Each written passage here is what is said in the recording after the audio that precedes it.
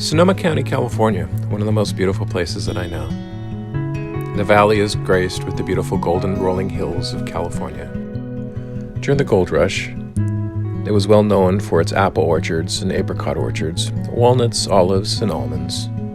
I enjoy Sonoma County, and I like the Russian River that winds its way through as it makes its journey to the Pacific Ocean.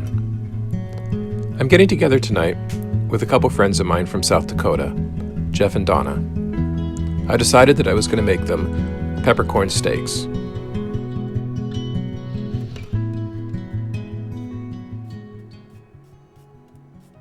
So you always want to have everything ready to go and put away as much as you possibly can when you're working in a small space. Because when you're cutting any kind of vegetable, you also want to make sure that everything is the same size as you dice it. That makes it much more pleasant on the palate.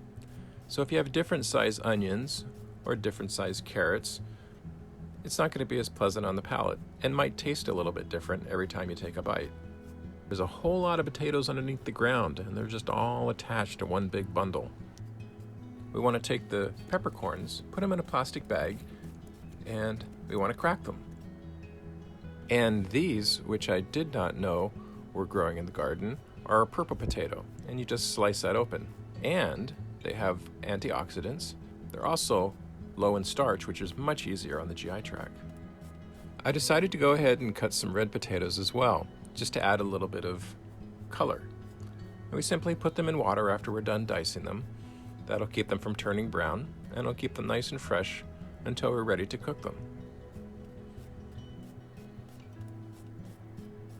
So we're going to prep some of this spinach. Real easy to do. We simply open it up, just like that.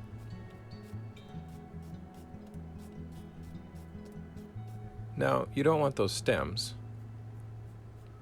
so we're just going to cut those off. Because what's going to happen is it's going to wilt once we put it in the pan. And a lot of spinach is going to turn into a little spinach. Doing garlic, you take the garlic, just cut the head off. See that? Some people like to smash it with their palm, but watch this. We're just going to use the knife, and we just push down on that, and that's all you do, and the garlic just comes right out. What I like to do is just pat it down and make sure it gets into the meat. Now we're just going to simply turn them over and do the same thing on the other side.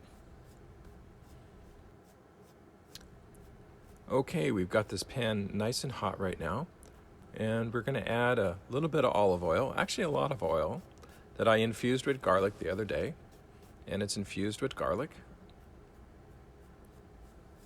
And that pan is nice and hot, but we don't want it to smoke. So once it gets close to smoking, which it is, then we're going to add the steaks to it. And we're just going to let it sear for about 3 or 4 minutes. And then we'll turn it over. It's not quite well done. If that was kind of hard, it'd be well done. And these are different sized steaks, so they're going to cook at a different rate. And that one was just a little bit softer, which is perfect. And the thing about steaks is that they're still going to continue to cook even after you take them out of the pan. So we're going to start working on the spinach now. We're going to be generous with the olive oil. We're going to add some shallots, and we just want those to get to the point where they're slightly translucent. Add a little bit of garlic to that, and we'll just flip them. Keep them at a medium heat.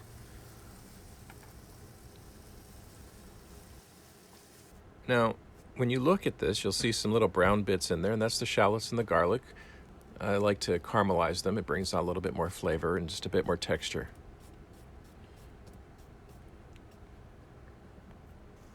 And we're going to go ahead and put them in a bowl and set them aside and begin working on our peppercorn sauce. So we're going to add about 3/4 of a cup of cognac. And we're going to add some beef broth, about 3/4 of a cup of beef broth as well.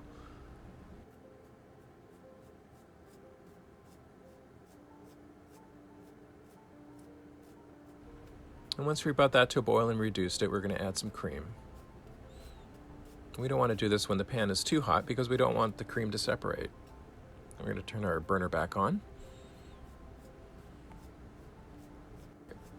We're going to start working on our spinach now. And we're going to go put a lot of spinach in there because it's going to reduce down very, very quickly. And as I said earlier, a lot of spinach has become a little bit of spinach very quickly.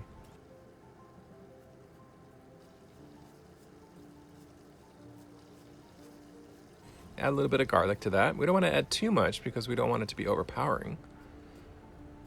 And we're going to get some lemon ready for it as well. This is Meyer lemon. And as you can see, we just put that right onto the knife and squeeze, and trickles down on top of the spinach. Now we're going to go ahead and start plating.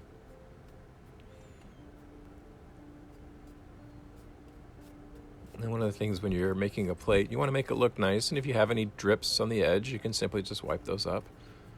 It's about the flavor, it's about presentation as well.